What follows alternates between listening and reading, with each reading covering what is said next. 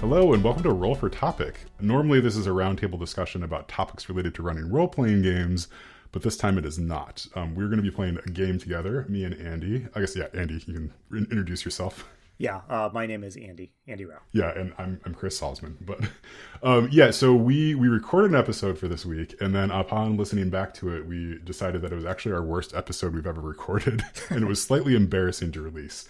So we'll chalk that one up just to pandemic stress. I think I can still use that as an excuse for a little bit here. Oh, totally. But, yeah. You know, if we were running a Patreon, this would be like a Patreon exclusive release of the worst episode. The one that failed to meet even our standards for being good. Yeah, there's one other episode that did not meet our standards, and that was the very first one that we ever recorded, and that one is lost to time, on purpose. So yeah. So instead of doing an episode, we are going to play a game. So we're going to play a game called Sports Are Just Numerology, and this is a game by Ben Roswell. So I first heard of this game. The Friends at the Table podcast played this as part of an introduction, or like they were doing like an advertisement for the game Blaseball. Have you heard of this, Andy? Blaseball? It sounds a little familiar, but basically no. Yeah, it's like internet board game nerd culture loves it. It's like this kind of clicker game, fake baseball thing. Anyway, so they were playing it as sort of a promotion for Blaseball. But it sounded really fun. It's a short little story game. So we're going to play this together on air. I'm going to probably just read the rules sort of top to bottom, and then we'll dive into it. We can't do this though without mentioning. I think about the episode we recorded often where we talked about the eerie similarities between hardcore sports stats fandom and role-playing games with obsessions with Byzantine numbers and equations and stats that they both share. So that was a really fun episode, and if you're feeling nostalgic, that might be a fun one to fire up in conjunction with us. Yeah, maybe that's a good one if you don't want to listen to us play this. But yeah, I mean, I think during that conversation, we just both were remarking like, this is just, it is just it's just a fantasy game of combat that you're playing. But I love the way that you introduced us, by the way, Chris, when you said we used to be a roundtable about role-playing games. You were setting yourself up to announce we were going to be a roundtable discussion about something totally different, and my mind is trying to fill in what we could throw out there to really startle our listeners. But I don't know, are you really into cooking or gardening or something like that? I mean, sports is pretty close probably to the most alarming thing that ended up happening. So okay, well, without further ado, Chris, so Chris knows how this game works. I don't, so I will be learning along with you, dear listeners, how this is going to go. So take it away, Chris. So we're playing two sports players whose careers are linked together, right? So our stories and our memories make the numbers that permeate sports luminous with meaning. So we're both going to be playing characters, and we're going to be rolling some dice to come up with numbers, and then we're going to be assigning meaning to those numbers, right? So we'll roll a bunch of dice, and then you'll decide like, hey, okay, this is actually my stat that is the number of home runs that I hit back in whatever. And we can decide whatever we want with this, right? So this can be set in modern times, in ancient times, in the far future, or whatever we want to do. We could set it in the Forgotten Realms. It could be on the Sword Coast if we wanted to as well. It doesn't have to be anything like that. But the whole idea is that we're telling kind of a story back and forth through these stats. So we each have a piece of paper in front of us. We have something to write with, and then a random number generator. We're just going to be using dice because, that's sort of our thing. And then we're going to take turns. So on your turn, we're going to ask our partner to give us a number of digits between 1 and 6. So you'll just say like 3, and then I'll have to roll a number that has 3 digits to it. And then once you're given that number, then you say what that number represents and why it's significant. So it could be a stat, a date, a jersey, a number, a score. You can also add any decimal points you want to, or dashes or zeros or any other sort of punctuation that you want to it, as long as you're not adding additional numbers. So if you do not know, the rules say, if you do not know a stat that matches perfectly, make one up. Most stats are made up anyway. So one example that they give is, this is give you some numbers and stuff, and you decide, this is the date you were traded to my team. This is the jersey number I wore the year you taught me how to throw. This is my point total this season. We won the cup together. And then you ask your partner how and why they remember it. So I always remember this stat, this is an example, because you used to brag to me about it. I remember it because it's the one digit off our anniversary. Remember your batting average that season because it was just slightly above mine that year and I hated you for it.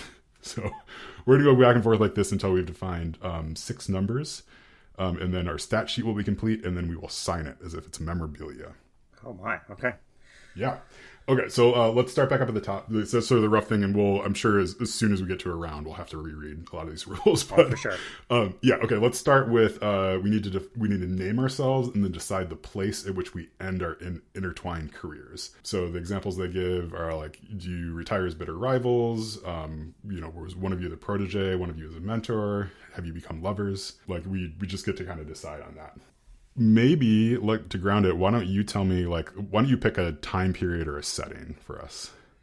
All right. I guess this goes without saying, but I don't know anything about sports. Yeah. So I may look to you. You know a little bit more about sports than me. So I do. I'm planning on, I will let you know right now, making up the sports. Okay. So are we doing like a real world sport here?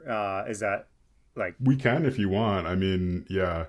I think the example game that I heard that Friends of the Table did, I mean, they played like different sports. It was set in like this far future mech world or something like that.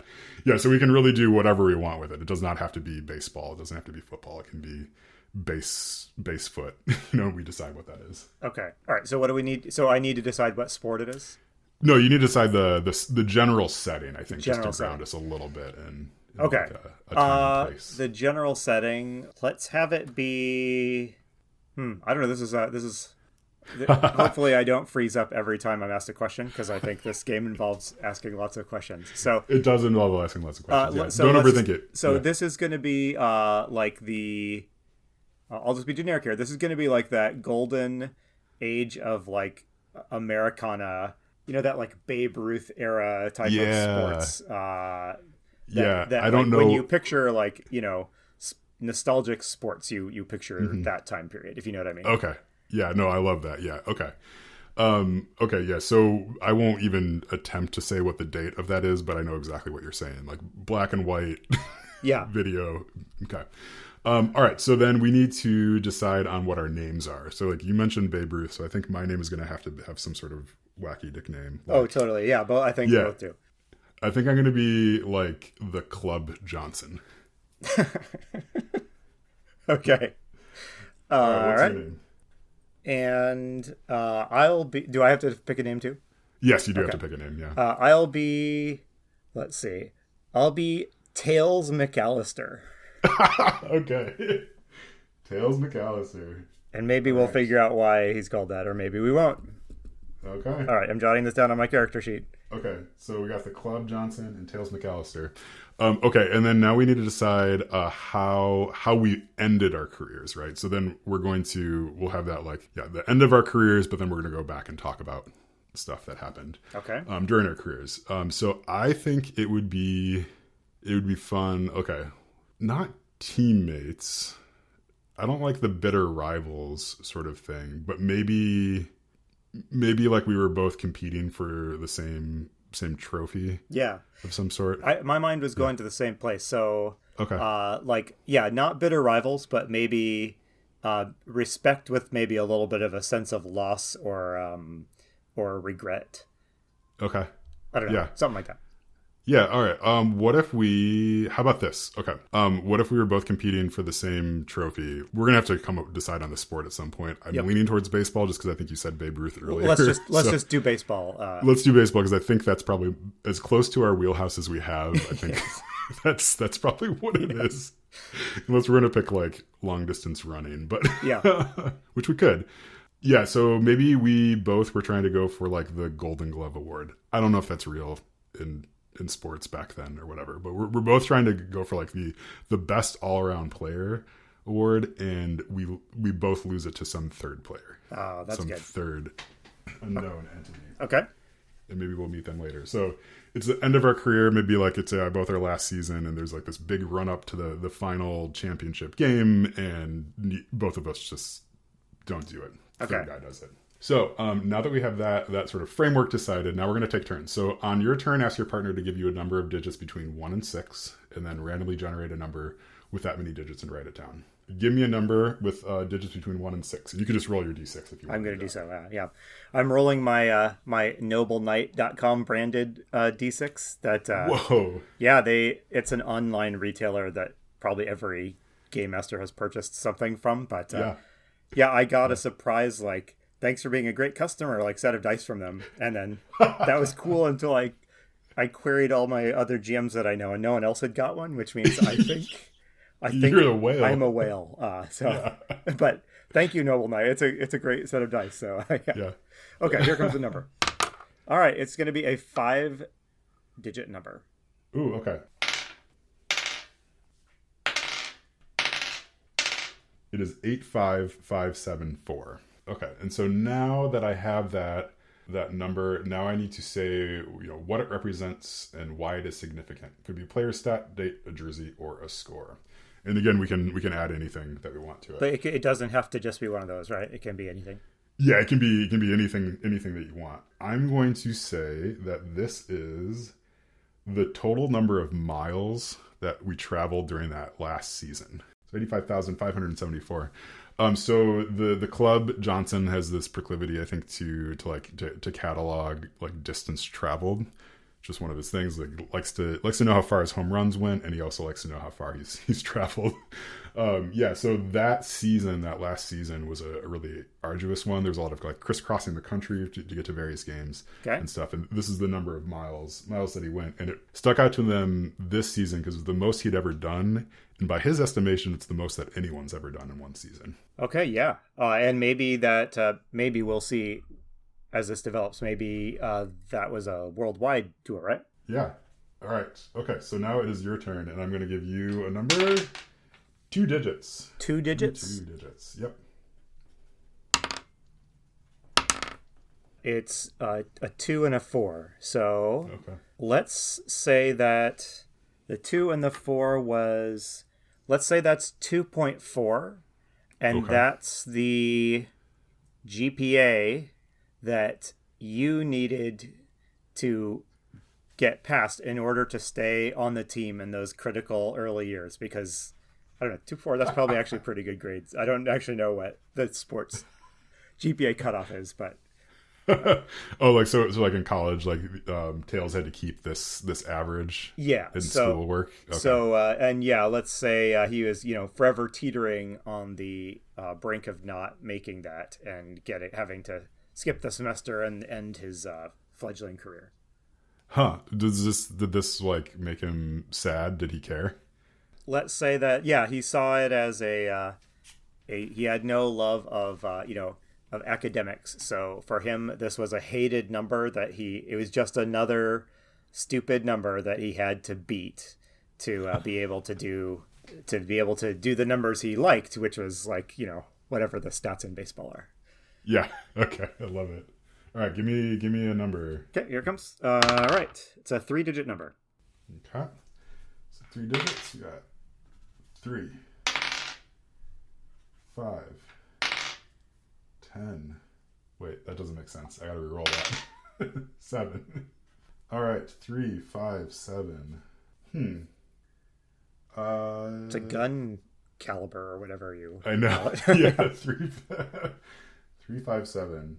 I think that is the number of bases that Clubs stole through his career. All right.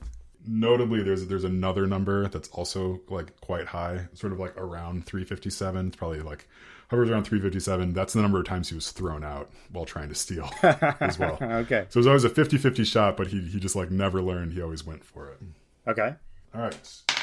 Give me a 6-digit number. Oof. All right. 6 digits. Here we go. It's going to take a couple rolls here. All right. Jot these down.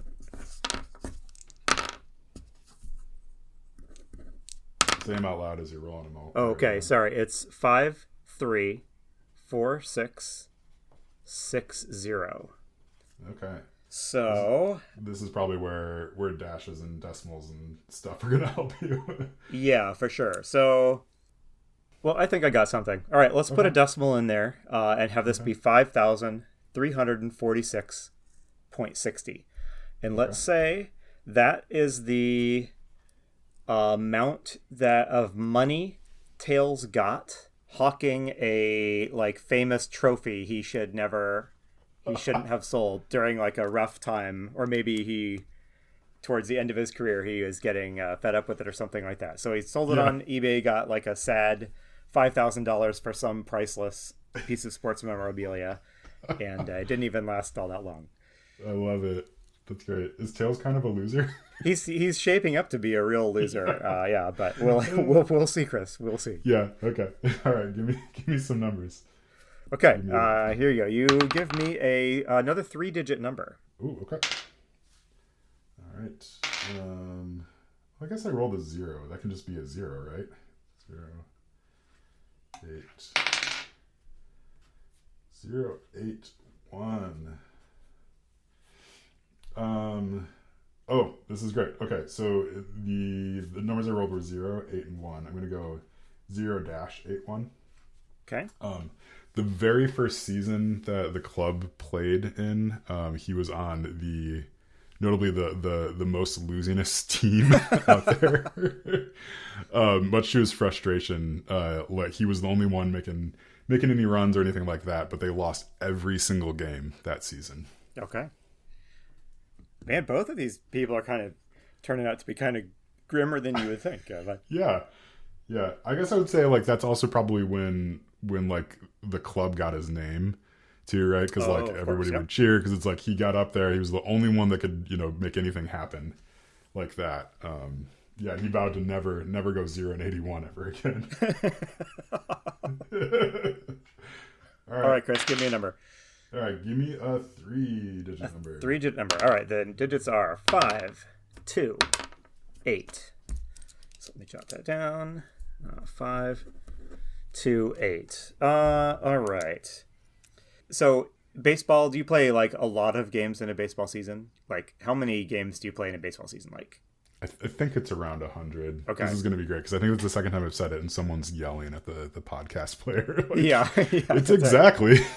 Okay, let's say that game number 5, the 528th professional game that Tails played, is when he first laid eyes on the rival that was going to ultimately end up getting that whatever that prize that slipped out of both Tails and Club's fingers. Okay, let's give this person a name. All right. I feel like this guy like doesn't have a nickname. Like he's from some sort of new school. Like it's like we don't need nicknames. We're just players. Like maybe, like maybe like his nickname is like his jersey number or something like that. But his real name is like John. John, or like I don't know what would be the most generic name back in the 20s. John. How can it be hard to come up with a generic name? Like it's really or like what's the equivalent of like Chad from like a name that is fine but has regrettably been attached to. How about John Pearson? Okay, it's like kind John of Pearson. Yeah. And then what's his jersey number? John Pearson. Oh, it's probably like 50. Okay. Yeah. All right. Okay, and then all right, over to you now. Give me a 2-digit number. Oh, wait, actually, before we do that, okay, so you laid eyes on John Pearson for the first time during that game. Yeah. Like, what did you see when you saw it? Like physical description? No, why did that stick out? Like, why did John Pearson stick out during that game? He stuck out because he's a machine, and you've heard of him because he's been making waves, but for whatever reason, Tails is underwhelmed or has kind of a negative disposition to whatever approach John Pearson takes to baseball. So he's like it's a little bit too machine like, a little bit too intense or something like that. He's consistent. Yeah, he doesn't have any 0 for 81 seasons on his record. They're all like a tepid, like 50 31 Yeah. or something. Yeah. Okay, All but right, I tossed you a two digit. okay. All right, that's a 5-6. Okay, so this is not. I don't think this is how baseball championship stuff works, but we're gonna say like this is the postseason record of the club's team. The first season that he went up against John Pearson. Oh. Yeah, so John Pearson's team and the club's team were both in the final, like the final championship, right? Like you played best out of whatever games, and they were just like neck and neck. And then the last game, I think the club had 3 home runs, but Pearson had 4, and that was really clinched it. Yep. Sent them over the top, and so actually let's say this. So they lost. The club lost 5-6. The club's team lost 5-6. Okay. In that fateful championship game. All right, give me just one. Just one. Okay. 4. I don't want to make him too much of a loser here. So let's see. Do a nice thing for him. 4 is the number of times that Tails' team won the like baseball version of the Tails was on a team that won what's the big prize in baseball? Oh, the World Cup. There we go. Yeah. Is that a lot of times to be on a team that won the World Cup? Yeah, I think it's quite a bit. Yeah. Okay, well, he's not such a loser after all, is he? Yeah. All right. So he wasn't on the same team on all those, but he was on a lot of teams that were good. Okay. Was he credited as making it happen for them? And at least a couple of those he is considered like quite the prize for the team to have. Okay. Let's say. Way to go, Tails. All right. Yeah. Give me a... All right, and then you need to provide a 5-digit number. These 5s and 6s are a little brutal. Ooh. Yeah, all right. All right, 7, 9, 2, 8. Whew. Okay. 7, 9, 2, 8. That is a tough one. I was thinking I was going to make it into a date, but that doesn't work. Yeah. The 79th day of the 7th month. Yes. All right, read the number again. All right, 77928. Oof. Yeah. Good luck with that one. Yeah, I'll come up with something. Yep. Let's see. I think that is... Yeah, okay. We're going to add some commas in here. Okay. This is a list of the jersey numbers that the club had over his lifetime. So 77 was in that first season that he played where he lost so terribly. So he immediately retired that and then went to 92, and he wore that for his entire career until his last season. Then he switched to 8. Okay. Let's say he switched to 8 because Pearson switched to 92, and he didn't want to have the same jersey number as that guy. Okay, that sounds good. Yeah. Okay. All right. Give me a 2-digit number. 2-digit number. Here we go. All right. A 5 and a 3. Okay. 5 and a 3. This is the number of days between when Tails met his would-be wife and they got married. In like wow. Yeah. Okay. Nice. Is there anything special about her? They had a lightning path to marriage here. So I mean, imagine. Let's see. So if you're meeting baseball stars, like, was she famous in her own right? Yeah. Let's say that she was also famous, and that they met, in the course of some sort of sports related like ceremony, or she was attending one of his games in some capacity, and as soon as he stepped out to the plate, like, she knew he was the one, something like that. Yeah. What if just because I hate this Pearson guy, what if she was engaged to Pearson? Ooh, yes, of course. Okay. Yes. But between Tails and Pearson, I mean, it's not even a hard choice. So she made the right choice. Yeah. Okay. All right. Give me my final number of digits. This is our last round. All right. Just one. Ooh, just one. 8. This is This is the number of home runs that the club was short from winning the Golden Bat or whatever we're calling this award. It probably has a real name. Yeah, against Pearson. Yeah, and I think so the club at this point was getting a little older. Like, I guess I'm envisioning the club as older than Tails a bit. Probably just because Tails has a cooler nickname than the club. It's like, yeah. So he fell short by 8 home runs. Tails probably was a lot closer even. But at the beginning of the season, it was looking like it was going to be this amazing 3-way race throughout the whole season, and just the club took a nosedive. Yep. Right at the end. Brutal. It'll haunt him forever. Okay, so I get a final number? Yep, you got a final number. 3. A 3-digit number. Here we go. Okay. 1. Okay. The numbers are 4, 3, and 3. Okay. So, let's see. I'm going to check something here. Ooh, okay. We're doing research. We are. Okay. All right. It just popped into my mind that this is the area code where he grew up, I guess. So he grew up in Maryland. Okay. So I guess that's not very epic for like the final number on his chart, but Maryland, I assume people play baseball in Maryland. Do they? Yeah. So maybe this all took place maybe this was all born in Maryland, and maybe John Pearson was like a Maryland native as well. Yeah, he was born there. Did that stick with Tails throughout his career somehow? Like, would he yell like 4-3-3 whenever he hit a home run? Yeah. So whatever.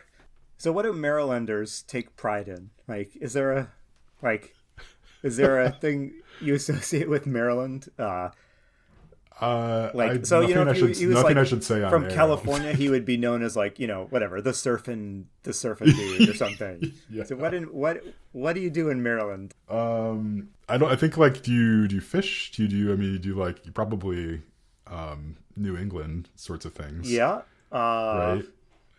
Yeah, you have pride in the Revolutionary War. Yeah, that's what I was just gonna say. Like maybe he has like ties back to. Okay, so I'm gonna challenge you. This is where you're gonna tell us where he got the nickname Tails. Okay. So why in Maryland did he end up with the nickname Tails? Tie it back to the Revolutionary War, or what have you? Yep.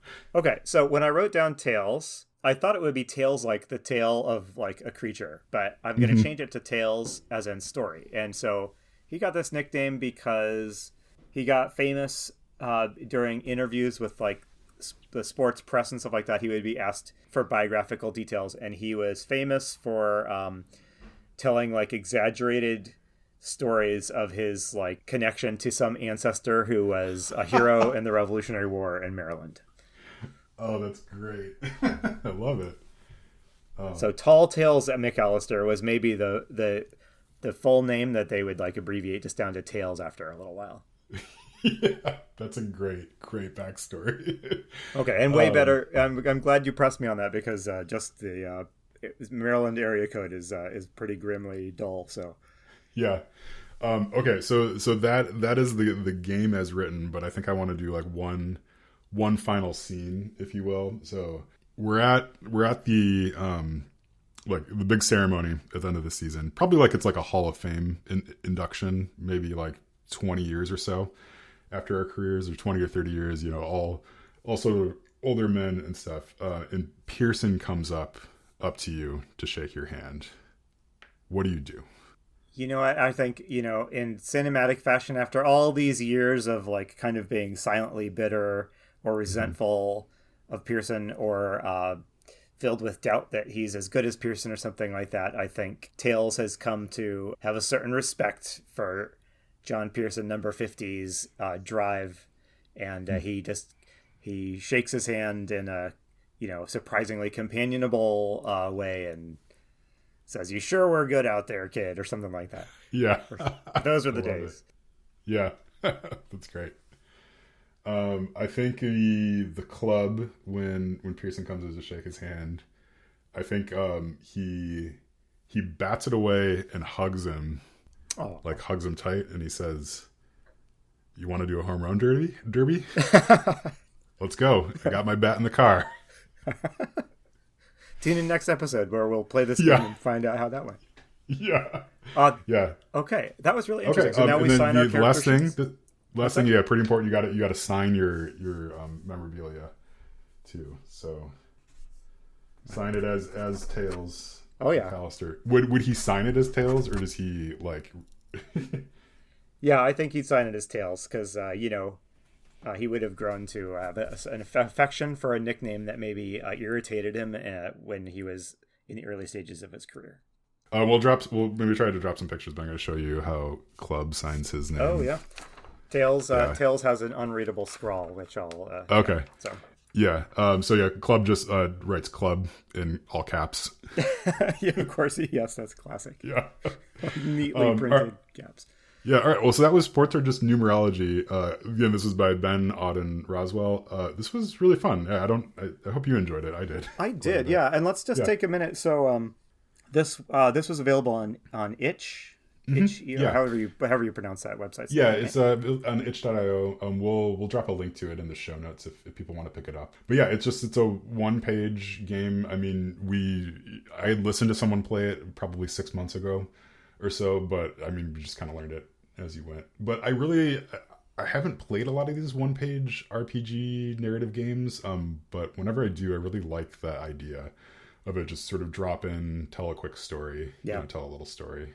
Well, let's take. I realize we're coming up on our time, but let's take a quick minute and just and decompress on this a little bit. Yeah. So this was really fun, and of course, I'm thinking, how could this kind of process be wrapped into like the game you're already playing, like, or the next time you play D&D or whatever it is. I have a love for games. Fate has decreed I don't play them run them very much, but I do really have a soft spot for games that use like a life path or like life generation system for PCs. So like a famous one is Traveler, and in Traveler you don't just roll stats, you're like rolling on tables to find out, did he flunk out of military school, and then he got a job as roll on the random thing, a celebrity, and then you roll again, and after that he got drafted into a war, and he broke his arm and he lost his arm or something. Those things are designed to like create a playable PC, not so much, not necessarily to tell like an interesting life story, but I mean, they obviously are asking you to flesh out those numbers and random rolls you make, and I don't know, I think it's wonderful, and I think like any game would benefit from more thought being put into some of like the key moments and milestones in your character's life. Yeah, there's definitely something here. I mean, like the bonds, that sort of concepts of just creating some of that stuff as part of character creation, like recognizing that the story can be helped along by saying like, how are these two characters related? You're just sort of setting that in stone, or like defining some personality traits and stuff. I mean, like, to me, playing Sports Are Just Numerology, like, we have two sort of interesting characters that you could take and then use them for something else. Yeah, right. Like, I think there definitely is a way, or some games like this that you could play to just do your character creation that way. Yeah, I think the hard part would be is like, okay, so the Club and Tails, like, is that all that we really want to say about them? Like, I mean, you don't really want to like take Tails into a dungeon or something after this. So like whatever the game you play to generate those characters would have to sort of fit whatever the theme is going forward. I wonder, like, just thinking about D&D, I wonder if you could get some of this experience by, what if, as you're rolling up your D&D character, if your character has a stat that's below like 6 or above 16, you have to stop and tell a story, about it. Or it doesn't necessarily need to be extreme stats, but like, what if just you had to look at a couple things on your character sheet and talk about either what's the story behind that, why do you have 8 points in this skill, yeah, and maybe you would have to involve another character, another PC in that, so like, how is the player character to your sitting to your right, how do they figure into your +8 in the swim skill? That's really fascinating. Yeah, I mean, I think what you're getting at is just like asking some of those questions a little bit more directly. Like I'm almost thinking about like if you played this game like with your like, so you're playing your D&D campaign, you're a year in or something like that, and you took like a break in it to play a game like Sports Are Just Numerology or something like it, but you had to play using your character that you've been playing in your D&D game as like the person that you're playing through that. Yep. But like it'd be really interesting if you just sort of stopped, you know, a year in and like started rolling some dice and like I have to come up with new stories and new reasons like why these numbers fit in. Yeah. Right. Because like I mean I think like when you listen back to the tape, as it were, of this podcast and stuff, I mean I think we both had moments where we're just like, I don't know what to do with those numbers. Yeah. But you have to come up with something and that stresses you creatively. Yeah. I think for that reason this is a more appealing way to kind of understand a character to me than like just sitting down and like thinking up a backstory, because your backstory might be, you might have a cool backstory. So I'm not bagging on people that like to write backstories because that's cool. But is your backstory going to have like weird things that you struggle to explain in it, or right kind of random numbers that you have to kind of come up with something on the fly? No, it probably won't. But all of our lives have weird events or twists of fate, that make us the people that we are. Oh, for sure. Yeah. Yeah, no, I like it. I mean, it's, yeah. Again, you got my brain spinning. Yeah, for sure. Do you know if the author of this has done any other games? Or I would be curious to see. I mean, this is just a one-page RPG. It would be interesting to see this applied to other types of story or genre, I guess. So, I mean, sports is cool. I was going to check and see if Ben has some. Yeah, it looks like he has a bunch of smaller ones. Oh, his tagline is Poet in Exile. Okay. Yeah, full-time writer, part-time monster, working to bring queerness and sharpness to tabletop games. Huh. Yeah, and I think there's like a whole generation of game makers making games along these lines. And I think it's great. Like looking through even, Ben's stuff and like, just on Itch, there's like all these one-page RPGs that explore something interesting. Like, so I played the like Lasers and Feelings before. Like that's a one-page RPG. It's like, it's super good, right? Like a lot of these are not designed, I think, to be replayed. Yeah. More than once or twice. I would say, like, I don't know if I'd really want to play Sports or Numerology again. Like maybe, like again, but it's not going to be something that I'm pulling out every game night. Yeah. For example. But I don't think that's the intent of it either. And I think that's okay. Yeah.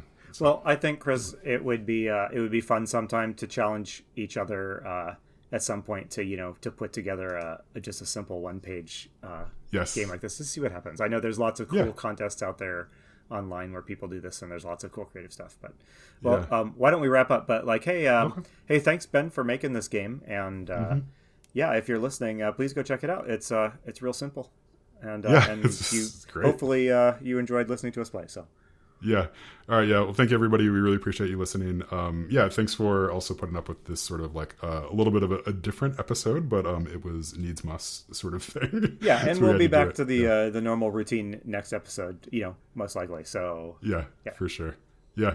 All right. Well, I've been Chris Salzman. I've been Andy Rao. And remember, if your players are having fun, you're a great GM. Should have had like a funnier sign off that time, but. Yeah, well. If you have one, you can say it now. We can splice it up. Yeah, okay. Remember, if you hit home runs, it'll make everybody happy.